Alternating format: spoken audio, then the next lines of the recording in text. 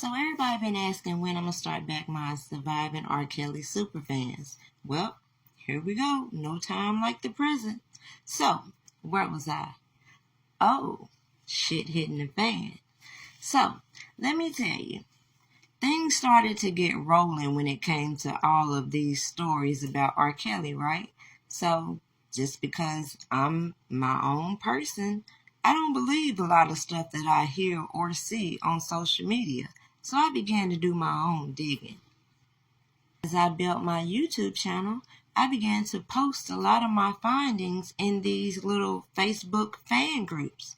If you go on there now, you will come to find there's quite a lot of R. Kelly fan groups, and it's very interesting the type of people that lurk in those pages.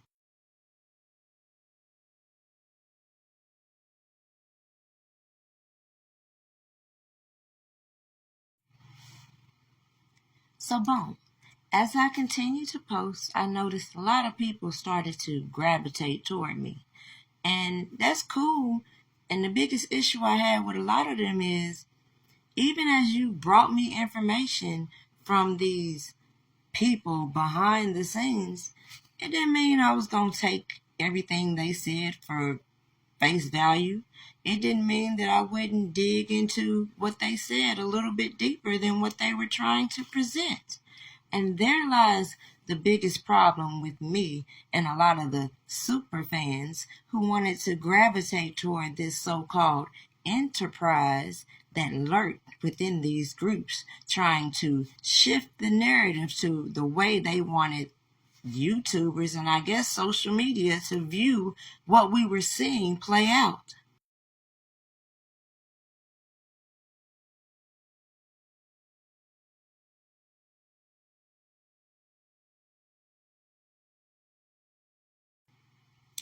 But the gag is, not only did I do my own research, but I also started to document a lot of the things I saw going out as I began to develop this concept of creating collages in order to spark my memory as to all of the things that I saw janky going on that I believe affected this man's case as everybody else was being distracted.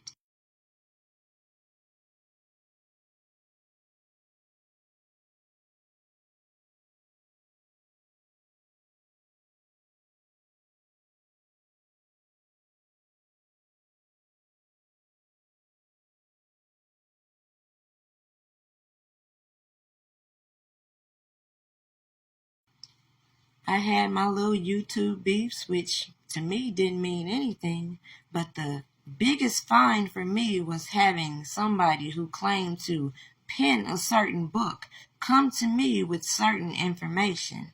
And it's very funny that when I didn't come to my platform and present certain information or regurgitate her version of events, I would see these same storylines appear on other platforms. And when it came to these super fans, they were willing to go above and beyond to prove certain points that I specifically felt like would eventually be exposed if people just played their position.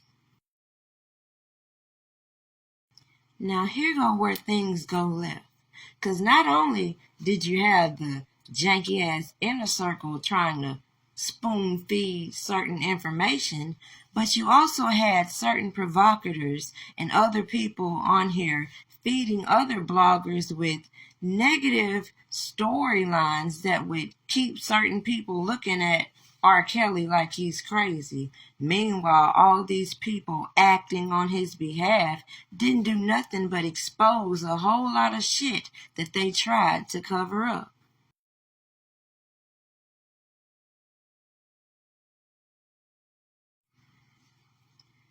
When I began to see a lot of these characters that appeared in Surviving R. Kelly on these social media platforms, and even some of them in my comments trying to correct me, it's very funny how things began to shift and how people would go into overdrive trying so hard to prove these points, but only fed right into the point that I was proving. I don't believe shit these people were saying. And at the end of the day, all they did was expose how corrupt our legal system is and how willing certain individuals would like to play this role as a super fan as they plague these streets trying to shift the narrative.